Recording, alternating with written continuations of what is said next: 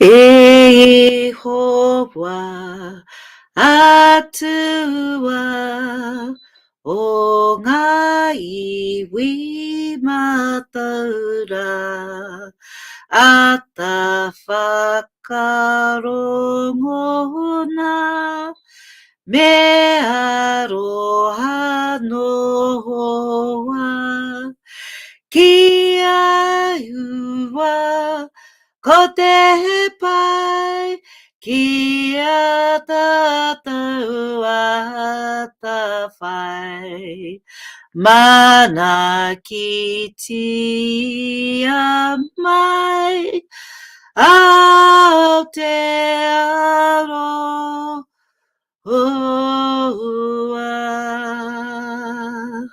God of nations, at thy feet, in the bonds of love we meet. Hear our voices, we entreat. God defend our free land. God Pacific's triple star from the shafts of strife and war. Make her praises heard afar. God defend New Zealand. Men of every creed and race gather here before thy face, asking thee to bless this place. God defend our free land from distinction, envy, hate, and corruption. Guide our state. Make our country good and great. God defend New Zealand. Oh, kia ora, kia ora, kia ora e te whānau.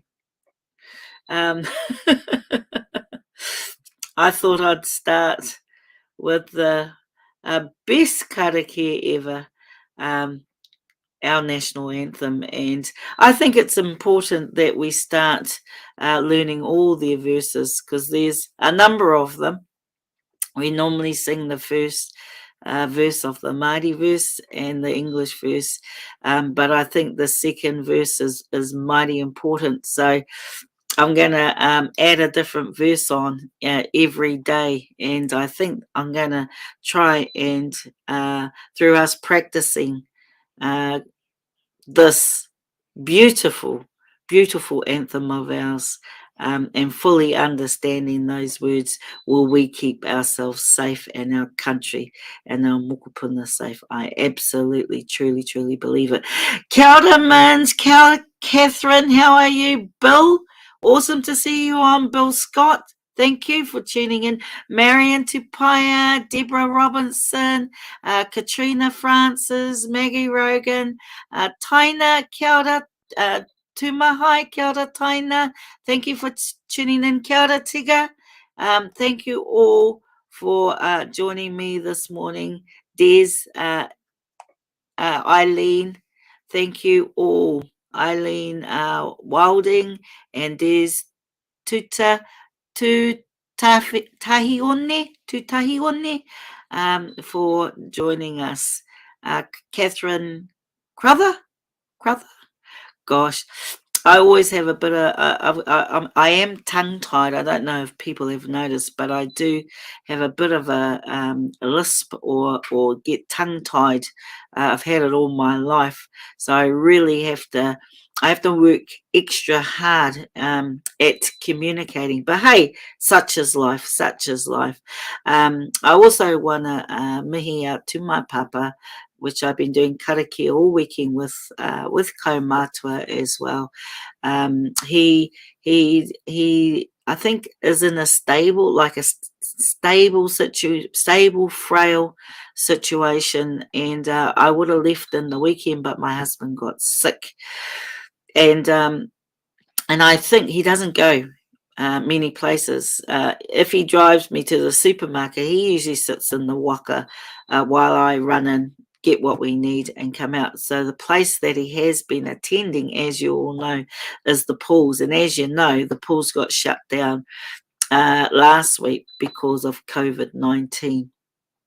And so he believes, and I believe, that he's picked up his mawiwi from there. So that means that even if I wanted to travel and see my papa, we can't. So we're getting tested. He's picking up his rongoa today, his doctor's medication today, and we just got to watch over the next couple of days to see if it's safe for us to drive down, because the last thing I want to do is put my father at further risk because he's fighting for his life. I spoke to, oh gosh, I didn't want to cry. I spoke to him last night, and it was awesome to speak to him, to FaceTime him. And he said he's tired. So funny. Oh, shit. He said he's tired and his body's tired. Sorry. Whew.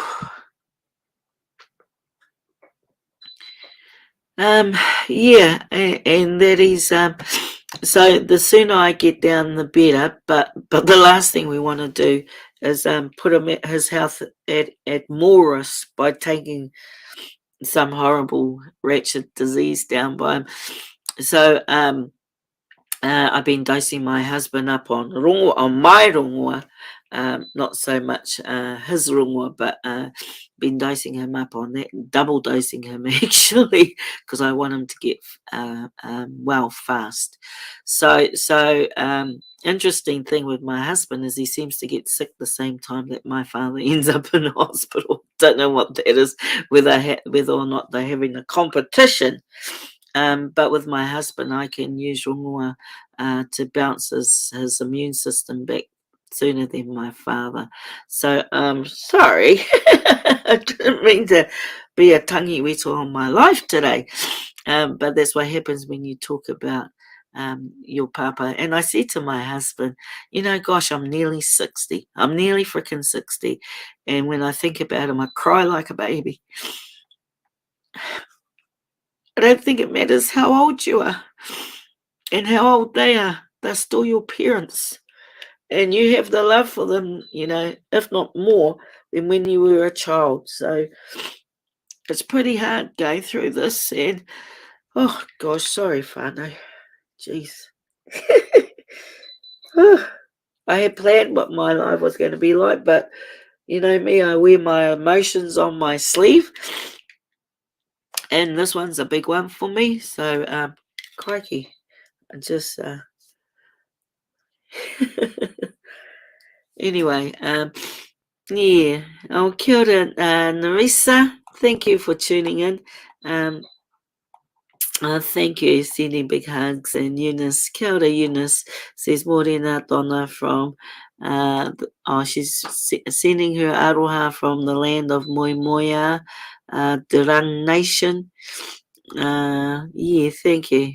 Thank you. She's praying for me. And spiritual healing, because and for my papa, because you know what, never underestimate your wairua side. The left brain deals with your logical thinking. That's our human brain, and the right side is your supernatural brain. Well, that's what we believe in Māoridom anyway. Your supernatural brain, your wairua side. And a lot of us, even Māori, have lost touch with that side. Even within my own whānau, they don't understand the importance of wairuatanga, and that without your wairua, if you lose the will to live, then literally the will to live will push you through many boundaries. But if you lose that will to live, then your body will be consumed by that, and your body will fail. If you're waiter and you want to fight to live, then that'll help your body. The two go together. It's not just about kaitiaki te tinana. You got to kaitiaki te wairua, the wairua component of a person. If anything, I actually think is more important. I mean, you got to be able to breathe and all of that stuff, but without your wairuatanga, then you're only half a person anyway. But that's my personal opinion. Thank you, Lois and Narissa, Veronica. Oh, thank you. Telling me to be strong. Oh, kia ora, Phil. I know. I'm a bloody tangiwito, man. Yeah. Thank you, Ricky and Sha. Bit of a tangiwito. Like I say, I wear my emotions on my sleeve. What you see is what you get. Real folks, warts and all. Anyway, thank you so much. So, hopefully that heading did interest you, because what does our Prime Minister and BlackRock, which is a hedge fund, have in common? I have lots of questions, and so should MSM. What happened to the list I put up yesterday? And yeah, so we'll start with the list, and then we'll go on to BlackRock and the PM. So I put this list up, and from a legal perspective, I did look at it. Also, just letting you know, I'm on moko duty, so my darling's in there. She's back in. My daughter's back. So my husband was inside looking after the mokopuna, but the mama's back now. So great. So yesterday I put up a list, and I did consider it from a legal perspective. Putting up the list, and it had Christian names and the age. Didn't have whole names and date of birth. So from a privacy perspective, you weren't breaching anyone's privacy. And then apparently complaints were made about the list, and Facebook took it down and shut down those Facebook pages that had shared it. And so, and I was threatened with legal action.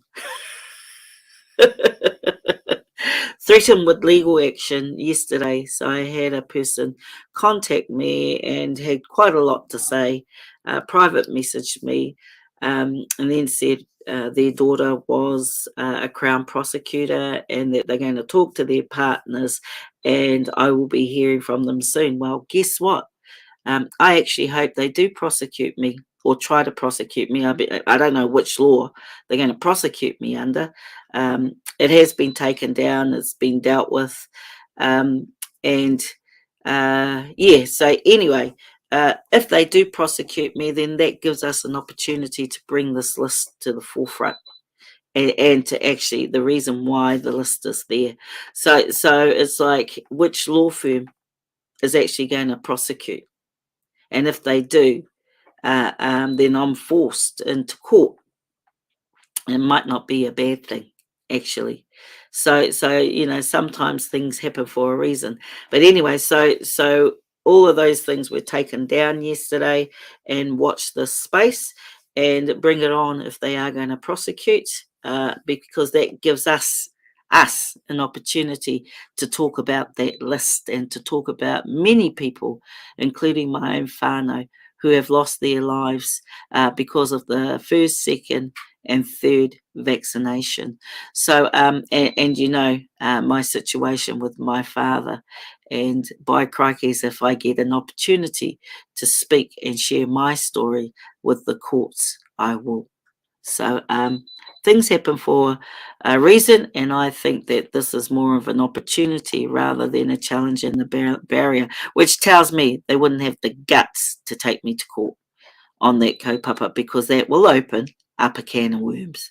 Just saying, kia ora Moana, kia ora Tangi, kia ora Teresa, kia ora Gary, kia ora Coco. Hey, awesome that you've joined with me today. I know, I know.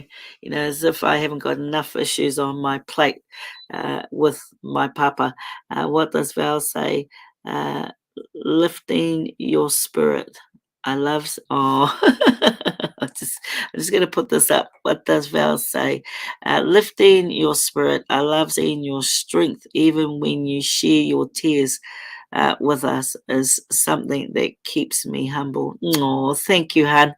I appreciate that. Just such a tonguey with, but yeah, don't ever mistake those tears as weakness, because they're not. It's just I'm a human being and I feel emotions, and when your father's fighting for his very breath in hospital, you know, that's huge. And when you know that his vaccines have impacted on his health and well-being, yeah, it's a difficult thing. And if I get that opportunity, if someone wants to challenge me in court, kei te pai, haere tonu, about that list, kei te pai, haere tonu, because I will add whānau to that list as well. So anyway, Sheena, kia ora, Moana, kia ora, you fellas are just awesome. So that's that about the list. Watch this space. Apparently a law firm and their partners are going to be talking about me today and whether or not they want to prosecute. And I'm going, bring it on, because I want the opportunity to talk about that list. Anyway. Thank you, Narissa. Oh, it just makes me hoha, eh?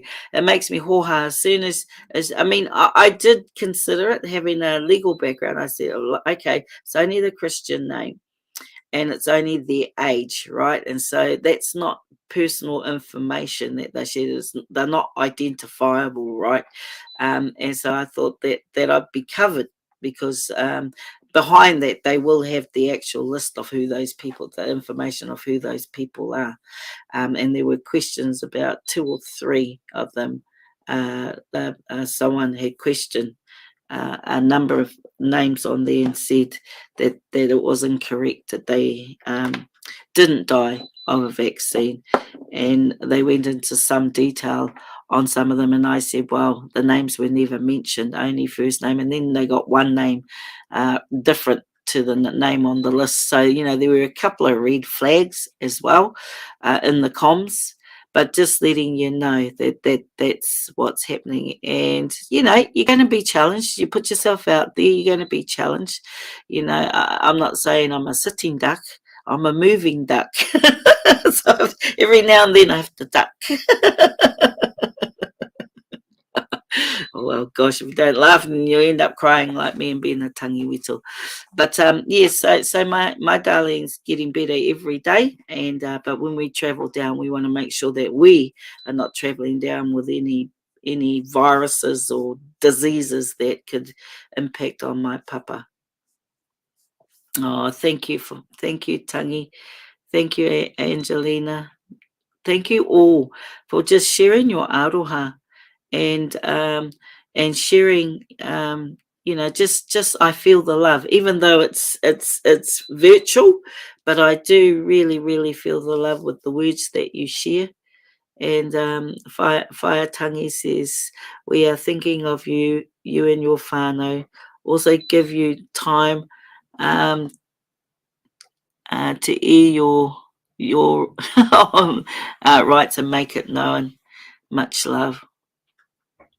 Oh, thank you, Yeah, this does give me an opportunity to share my whakaaro to share what's happening in my life, and hopefully whatever I say, you can relate to bits and pieces of what I say.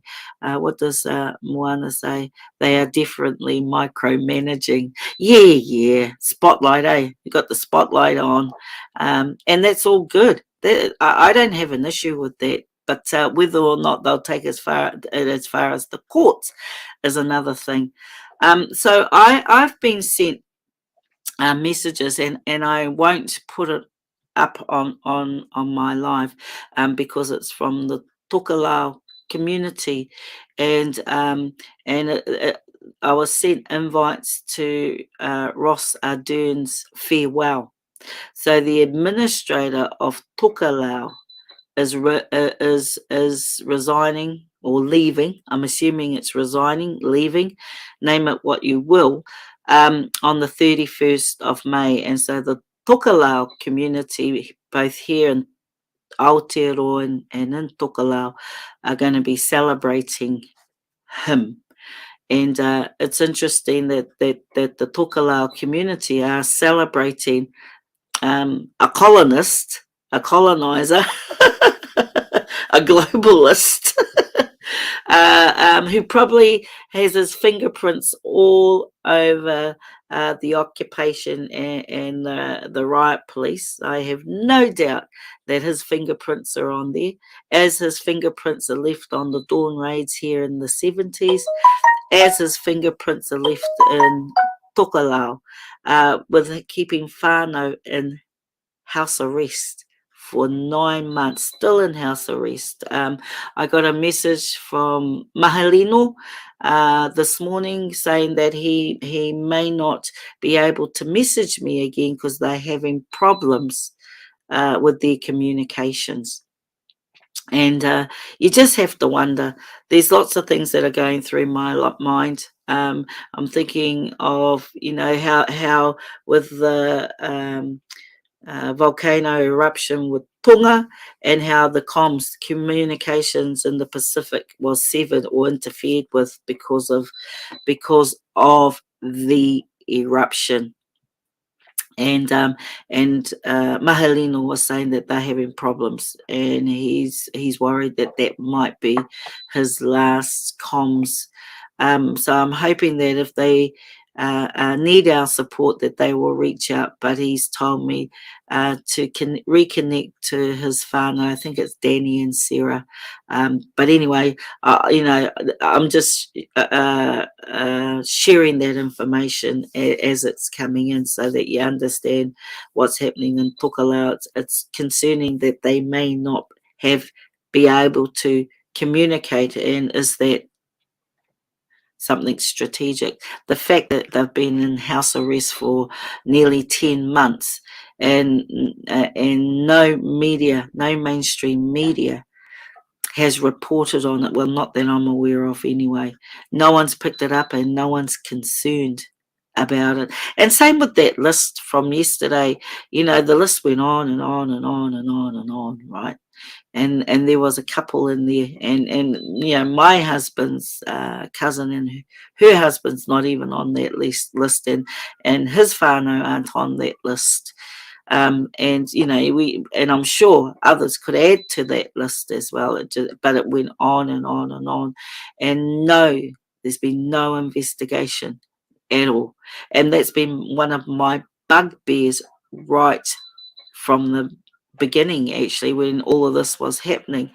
I wrote to the Ministry of Health, I wrote to the Health and Disability Commissioner, and he fobbed me off, or the Commissioner fobbed me off, said it wasn't their jurisdiction, and the Ministry of Health said, same old, that they did their due process, basically, and that they go by CALM. And with CALM at that time, there was only one death associated when I wrote my letters, and I asked for an investigation. I also challenged them on those numbers going by MedSafe, and because death has to be recorded, right? All deaths by law have to be recorded, and so there's no way that the government can get out of that. So, and what had happened is, as you all know, there's over 2,000 deaths that have not been accounted for, that are in excess of all the previous years. And those 2,000 deaths occurred during February 2021 and November 2021, and that was the rollout of the Pfizer vaccines. And then also New York Times, right? New York Times just last week broke the story. I think it was last Monday. 400 million contaminated vaccines with an emergent pharmaceutical company lied to the FDA, and they said that they got rid of it. But how do we know? How do we know if they lied to the FDA and try to hide the 400 million contamination and money seems to be their driver? How do we know that they destroyed it? They say they destroyed it. We don't know. If there's all these deaths, if there's all these adverse reactions, it puts into question the whole rollout, right? It puts into question the FDA, and then we know about the WHO. Right, and how they have tried through the amendments, and I've done a number of lives on that, through the amendments, tried to usurp the sovereignty of all countries. So you notice that we were getting groomed because Dr. Bloomfield was our Director General, and the government would revert to Dr. Bloomfield, and Dr. Bloomfield managed the COVID response. Well, they were grooming us because what they were preparing us for was that to be rolled out at a global level, where Dr. Tedros, the Director General of WHO, was going to take the role of Dr. Bloomfield, but at a global level, and usurp the mana of our sovereign states, right? And I went through all the different clauses within that amendment and highlighted where eventually what they were going to do was going to use coercion, like coercion, where the other states you would be looked upon as a rogue state if you didn't abide by their surveillance process, if you didn't abide by allowing them to come into your country, to shut your economy down, to shut your border down, to arrest those that refuse to follow any of those guidelines and throw them in jail. So those are those FEMA camps, right? And so this is you couldn't make this shit up, whānau. You could not make this shit up. And then you have the issue of artificial intelligence. So all our ID, the security around our IDs, moving into a cashless society, moving into a social credit system, the same system that China runs under, and how these global elites actually held China up as being one of the best run countries in regards to the response to COVID. And remember that video where they locked everyone into their apartments, and people were jumping from their apartments, and you could hear this wailing and screaming, and it was haunting.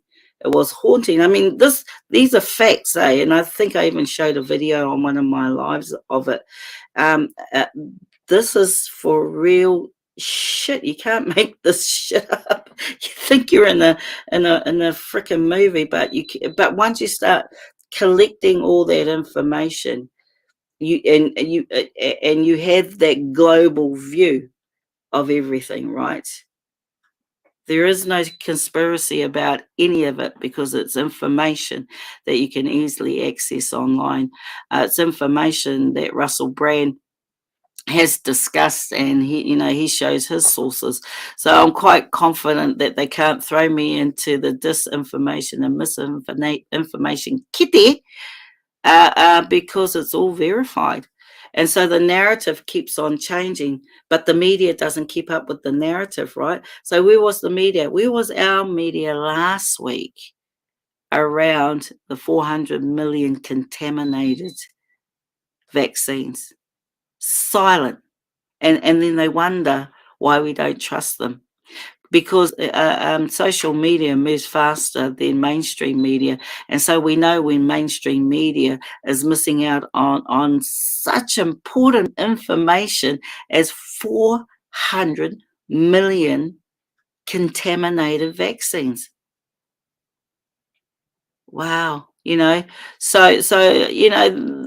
some criminality going on. Mark my words, there's some criminality going on here.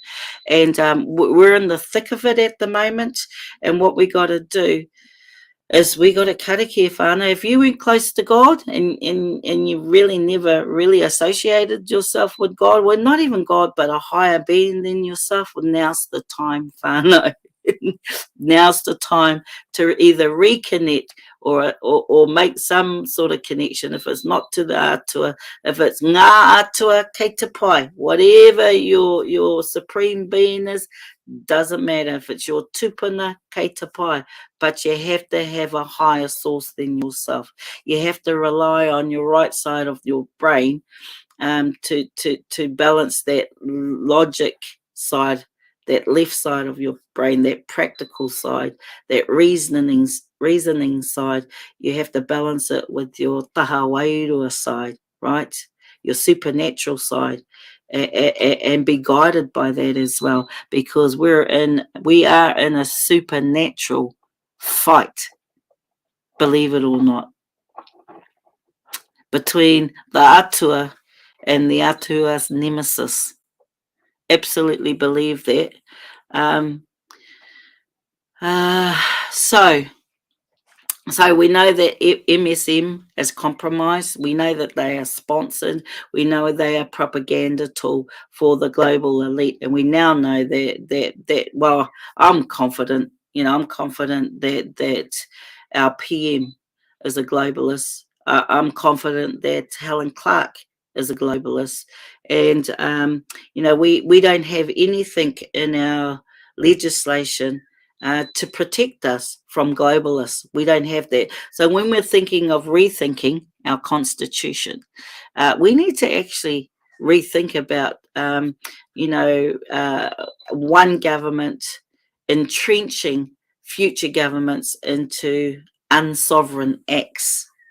Like associating ourselves to the WHO and signing a binding contract with WHO. Because the concern that I have with those types of arrangements is, remember, they're unelected bureaucrats. I don't even call them bureaucrats. They're unelected people that are guided by billionaires. Now, talking about that, I received a video of our Prime Minister coming out of BlackRock, and I won't put it up. I've decided I'll hold on to that rather than put it up. But I wanted to read this article. During her visit to the US, Prime Minister Ardern took time out to visit the big city offices of BlackRock in New York. BlackRock, Inc. is an American multinational investment management corporation founded in 1988, initially as a risk management and fixed income institutional asset manager. BlackRock is the world's largest asset manager with 10 trillion people, 10 trillion in assets under management. As of January 2022, BlackRock operates globally with 70 offices in 30 countries and clients in 100 countries. BlackRock has sought to position itself as an industry leader in environmental, social, and corporate governance. The company has faced criticism for worsening climate change, its close ties with the Federal Reserve System during the COVID-19 pandemic, anti-competitive behavior, and its unprecedented investments in China. Due to its powers and the sheer size and scope of its financial assets and activities, BlackRock has been called the world's largest shadow bank. So what is a shadow bank, whānau? Shadow bank is a system for the collection of non-bank financial intermediaries that provides services similar to traditional commercial banks, but sits outside the normal banking regulations. So they circumvent the banking laws, but they act as if they're a bank. So that's what a shadow banking system is. Hang on, I'll just go back to this article. So, shadow bank. In 2020, US Representatives Katie Porter and Jesus Chai Garcia proposed in the US House a bill aiming to restrain BlackRock and other so-called shadow banks because they're usurping the banking regulations, right? Banking laws, which restricts what banks can do. Clever, eh? Clever. So gaining all the power. And so we've got major issues within our world. And I talked in the past about how assets have moved over the last, say, 200 years or so, from indigenous ownership to public ownership to corporation ownership to private ownership. And that's been that transfer of assets and wealth. So all originally indigenous people own the assets and resources, or the resources, and then through colonization and imperialism, it moved into governments. Governments took those assets from the indigenous people, and the governments were the intermediaries to shift that wealth from the indigenous to the public to the private. And that's what we've seen over the last 40 years here in New Zealand, starting in the 80s, starting with the Labour government, and neoliberalism was brought in, and how I believe that the Labour government was hijacked. The Labour Party was originally for working class people, but it was hijacked, and neoliberalism has become the mantra, has become Labour Party's mantra. Anyway, okay. So on March the 4th, 2021, US Senator Elizabeth Warren, she was a Greens, I'm pretty sure she was the Greens leader, suggested that BlackRock should be designated to too big to fail. And I'm not too sure what too big to fail means. Too big to fail is a theory in banking and finance that assets that certain corporations, particularly financial institutions, are so large and so interconnected that their failure would be disastrous to the greater economic system. So that means that they, oh shit, so far no, I just lost it. Hang on, see if I can go back. I just clicked out. I don't think so. So I've lost my research. I clicked the X instead of going back. Elizabeth Warren, I'm sure she was the Greens in the US. But anyway, she was saying they are too big to fail because they're so intertwined, and it could collapse the financial system. Well, then, if that's how they think, then we're fucked.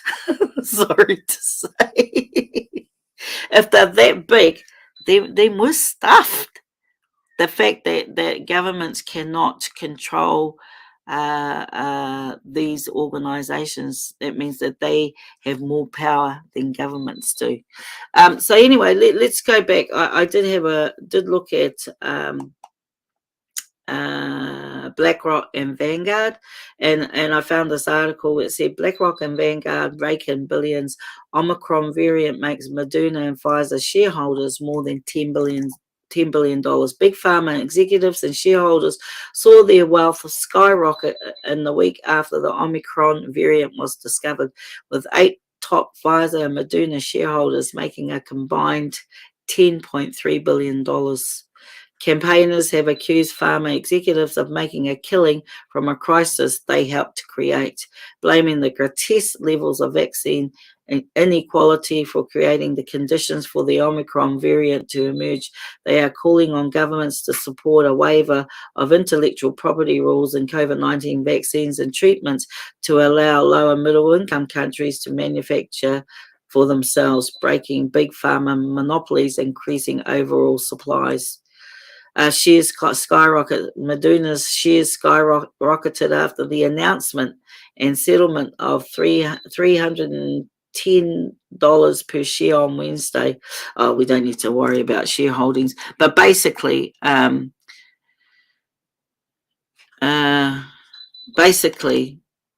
BlackRock, Vanguard, and Morgan Stanley are making a killing out of this rollout. And, you have to ask, with Jacinda Ardern being seen coming out, in broad daylight, so she wasn't hiding the fact. She walked out and there were people, I don't know if they were reporters, that asked how her day was going. And she's, basically said, fine, very busy, fine. But my point is, why would she be going to see an organization, right, that is responsible for our rollout? I mean, where's the media? Where is her press release? Where is our media to follow her into that place to see what they're up to?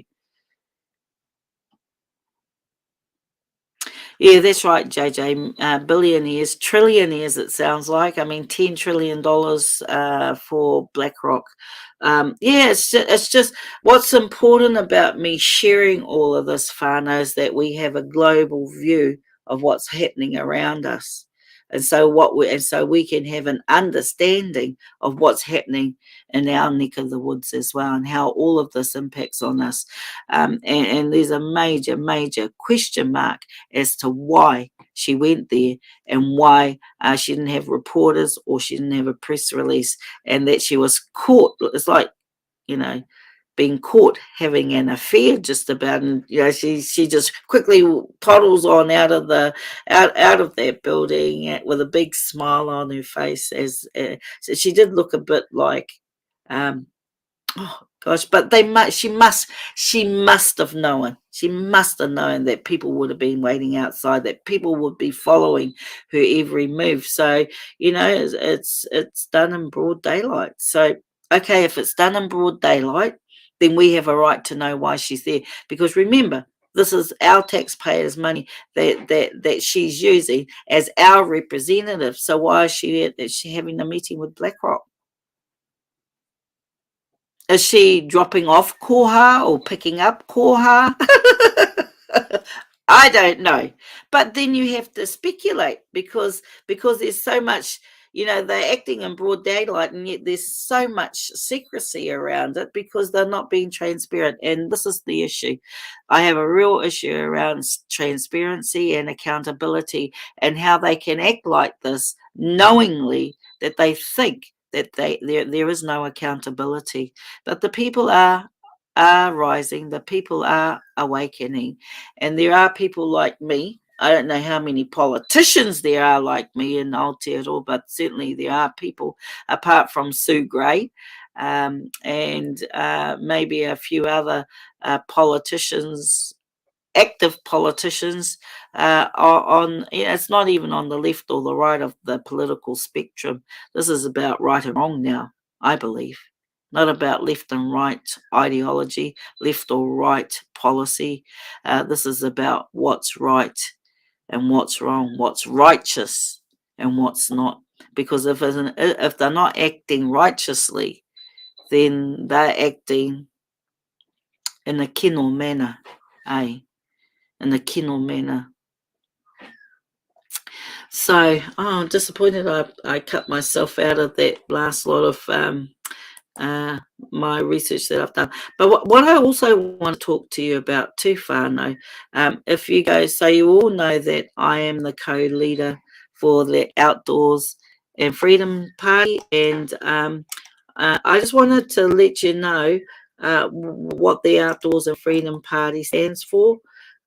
Always for the outdoors, and that's why I aligned with them. always about the outdoors and about democracy, and democracy is front and centre for the Outdoors Party for 2022 and moving forward. And I just, if you go to the Outdoors and Freedom Party's page, you can join and you can donate, and please do join and please do donate, because we rely on your donation to do our mahi. And in there, it says that we're still passionate about protecting the outdoors. That hasn't changed, but the Ardern regime has highlighted on steroids that it's not just the outdoors we have to protect, but that our democracy and our freedom is at stake. Over the last 2 years, the Freedom and Outdoors Party have jumped the Outdoors and Freedom Party have jumped to the challenge and submitted on proposed bills that were never on the table when the Ardern government gained majority government after the 2020 election. This impacts city and country people alike, but the legacy parties and the legacy media are silent, and they try to silence us, which is what I've been saying before, whānau. The Outdoors and Freedom Party are responding by submitting to bills and proposals that are important to ensure we have a healthy democracy, as well as healthy families and rivers. This includes the Digital Identity Service Trust Framework Bill, the Paiora Healthy Futures Bill, and to protest openly about government propaganda and mindless legislation around mandates. We're responding, but we need New Zealand to wake up to what is happening. Please help us by helping spread the word in Tauranga.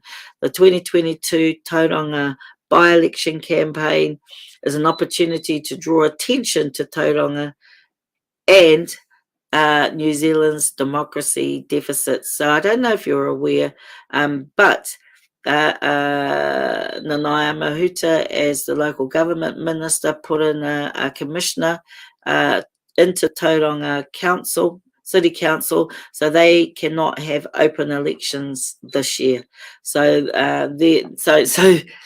unfortunately, there is no democracy for Tauranga, so I think it's quite fitting that Sue Gray, the co-leader for Outdoors and Freedom Party, is a voice for the people on the ground there, and she's making a lot of inroads, whānau. And so again, I plead with you, please awhi her, especially if you are in Tauranga yourself. She needs foot soldiers to get out and deliver pamphlets. So if you can just do that, or donate to her campaign, or join us and join our extended whānau. So that's that issue. Also, there is something that they put up about me. So and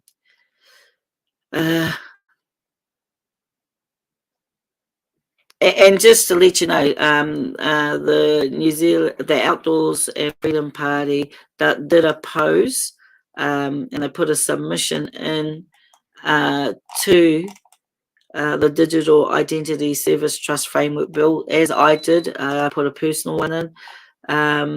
And they are saying that the Outdoors Party promotes democracy, where people play an active role in decision making, knowing their views are valued and will be listened to, freedom from excessive government and international interference in the lives of New Zealanders. I mean, that's a given, isn't it?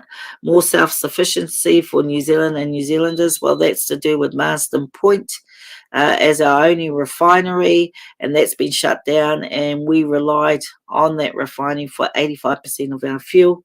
Using natural and organic regenerative approaches to agriculture to promote community well-being, localism to encourage and empower local people, food and body sovereignty, transparent representation, and informed decision making.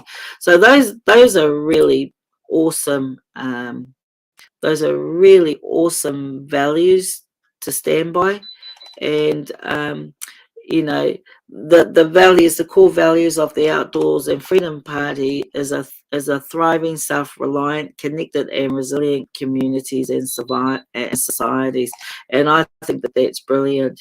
Now, if you go on there under our team, and I'm just going to read it out to you, you see that Alan Simmons is the president. You got the Sue Gray co-leader, and you've got myself. And my bio is a bit long-winded, sorry. And then you've also got the board members there as well.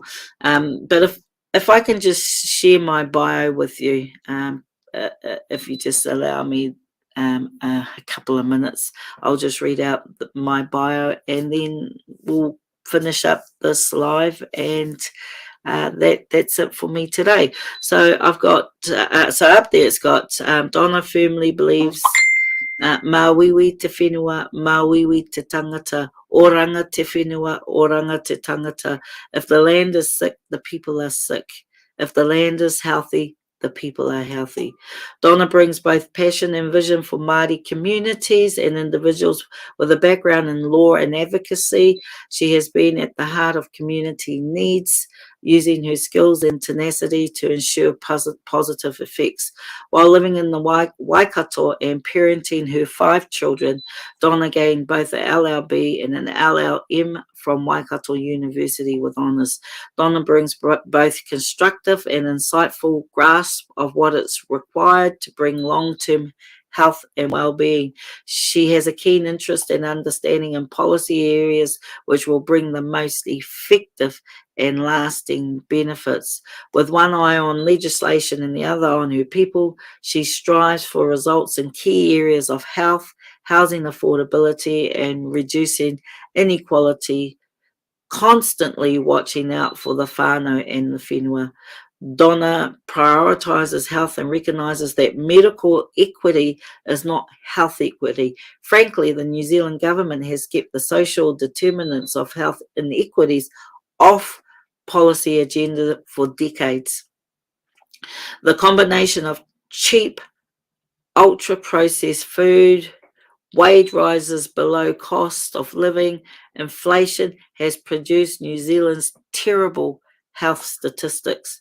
The legacy parties have ignored the fact that our government policies are driving our chronic, non-communicable disease epidemic and increasing our risk for worse outcomes from respiratory viruses, which include COVID-19 and influenza. This is pure market failure. It's colonization and extraction, and we're not only seeing it in Māori and Pacifica, we are now seeing it in our Pākehā whānau. There is no denying that Māori and Pacifica have the worst health outcomes. It's not just the problem of institutional racism and care, nor barriers to the practice of rongoā Māori. But what we also see is all young people having health conditions at younger and younger ages, which never happened to the ancestors. This is the result of environment and governments looking away from social and economic drivers of disease. The New Zealand policy and scientific community constantly downplay and dismiss nutrition, and the voice of nutrition in New Zealand is alarmingly quiet. In fact, our environment is ospidogenic,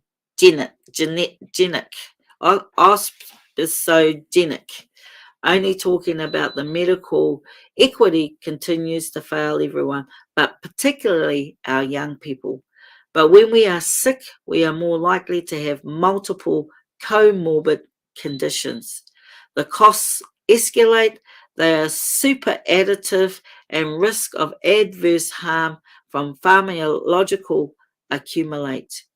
Therefore, don't confuse medical colonization for true health reform, particularly for diabetes and mental illnesses. All Kiwis on increasingly higher cocktails of medical pills and injections and medical equity. But it's not health equity, it's a direct consequence of so-called leaders to protect health. The government wants to compare us to small advanced economies such as Belgium, Denmark, Finland, and the Netherlands, and Sweden, but their children have vegetables for lunch. It is clear that adherence to healthy diet is directly connected to capacity to pay for it. As a mother and a nana, institutional policies continue to place barriers to Māori progress, but while for decades we have seen Māori suffer the greatest burden, increasingly we see policy arrangements that privilege big business, big tech, and big food. The big extractive institutional interests harm everyone. I want my mokopuna to have equal health outcomes so they can be resilient kaitiaki for our New Zealand communities. That is my driver, and that's what I stand for. And I truly believe, as a co-leader of the Outdoors and Freedom Party, I have an opportunity to bring my moia, my dreams, to fruition. Together we can make a difference. Together we can find solutions and drive policy and strategic thinking. Together we will lead our own oranga. Together we will be part of the recovery. By you voting for the Outdoors and Freedoms Party, you can make it happen. So anyway, whānau, that's my little spiel. That's my little spiel. Some big words that I can't pronounce properly because of my lisp. But anyway, that's my little spiel on the Outdoors Party if you go to our team. So please make an effort to just go and check us out. It's exciting times. It's challenging times. It's crazy times. But we're going to get there together, whānau. So, kia ora, Robin. What does she say? Do you have a candidate for Hamilton West? Not at this stage, Robin. Not at this stage. So thus far, there's only me and Sue. And once we finish with the Tauranga election, then we've got the Hamilton election as well for local body. So also I'll be running under the banner of the Outdoors Party co-leader here in Hamilton. So anyway, if you are interested in running, because this is what we have to do. We have to put our faces out there, put our stories out there, put our values out there. A lot of people, most people aren't interested in policies, but they are interested in your party's core values, right? So the local government elections this year is an opportunity to invigorate the community and to put our brand out there, preparing for the 2023 general elections. So please let me know, any of you that are from Kirikiri-Ro, if you're interested in the general seats in Kirikiri-Ro. And let's build a team together, and let's so focused on Sue's campaign thus far, and she's doing extremely well. She's doing extremely well with her campaign. So, let's all get in behind her and support her. And also then after the Tauranga campaign, the by-election, there is no local government election in Tauranga. So the party's going to focus on Hamilton with me running in Hamilton, and pretty keen on building a team if you're interested in running in local government here as well. So private message me if you are, and let's get together and start strategizing. So I've already got my calendar, my team set up, my policies, platform, and all of that sort of stuff that you need to get ready for a campaign. And so, I'm getting all the behind the scenes stuff sorted whilst I'm supporting Sue in her campaign. So a lot of mahi whānau, and I have got a website page, so I will be asking for donations as well, whānau, and we'll be doing we call it the Hundi Club, $100 club, Hundi Club, and that'll be on my website. So my daughter's just got to fine tune my website before we launch that. But it is very example. Yes, Fire Val, you do need someone in the Coromandel. So if you're keen to put your hand up there for local government there, and we can still tautoko you as well. So whānau, the Outdoors and Freedom Party, if you're all looking at running in local government in your space, I'm also on the board. Let's start thinking about that space, and I've got to go back to the board to see what their selection process is for their candidates, which I haven't even looked at, to be honest. So watch this space, but I am getting people starting to say, hey, what's happening in the local government space, and we need to start gearing up. We'll be running on the sniff of an oil rig, and hey, I know how to run a campaign on the sniff of an oil rig, so I can help you out in that space if you need be.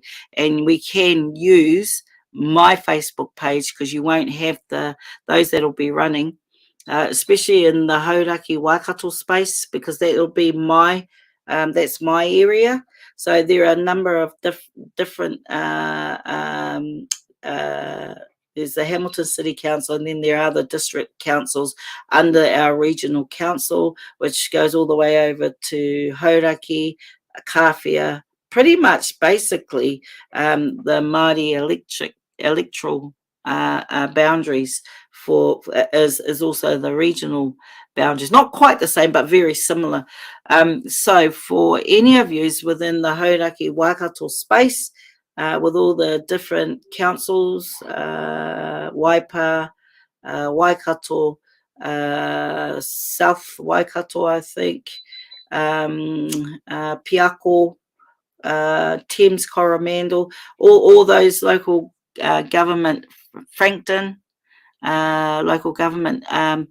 If you're an Outdoors Party member, I'm just putting it out there. If you're thinking of it, let's use my platform, and you can set up your own Facebook page, but let's use my platform to get your messages out, right? And then I'll teach you how you can use your Facebook page and social media to get your message across in your specific area as well.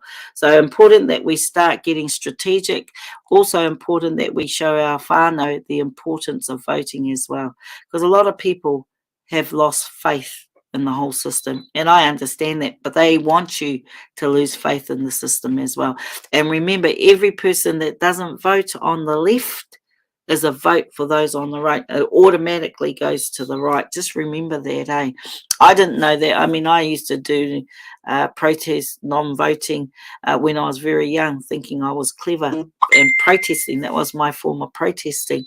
But I didn't know at the time that by me protesting and not giving my vote, I automatically gave it to the power over to the people who I didn't want to have my vote. So I might as well have voted for them, because that's how my vote was transferred, right? I might as well have just ticked their box, because that's what happens. So okay, so thanks for that, Christine and Robin. Oh, thank you, Robin. Good to have you running here in Kirikiri.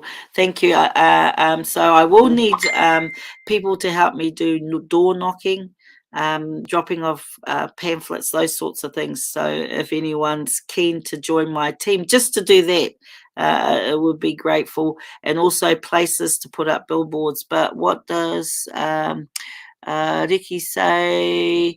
You'd be surprised how many Māori leaders are Freemasons. As strange as it sounds, hopefully the local elections aren't stolen by no. And actually I've been made aware of some of our leaders after their passing, where their whānau have told me, my gosh, I didn't know Dad was a Freemason until his passing, and we found this and this. So not even their whānau knew that some of our leaders were Freemasons. Sad but interesting, because I've said, not that I care. I don't care what you do in your own private time, right? I only care if that impacts on your public duty or your tribal duty. because your allegiance is not fully with your constituent or with your people. Your allegiance actually aligns with whichever society you belong to, whichever secret. And you always got to ask the question, why are they secret? So, and that's why I care about that. Otherwise, I wouldn't give two hoots, to be honest. But anyway, whānau, think about it. Think about whether or not you want to run, or you can identify a whānau member that would be a good candidate. Come under the outdoors banner, and then we can, get, your emails can have, I can show you how to set up all the behind the scenes stuff, right?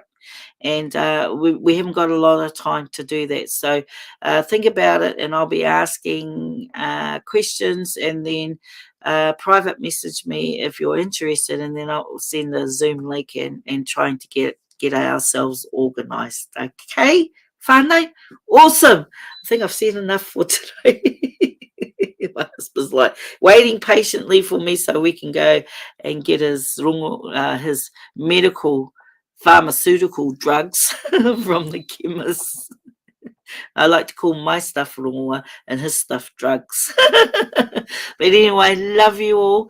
Thank you for putting up with me being a tangi wito. Sorry about that. It's like a tap. It turns on when it feels like it. But I always feel a lot better after talking to all of you. God bless you all. Have an awesome, awesome day. Love you all. Ka kite anō. Kia ora rā.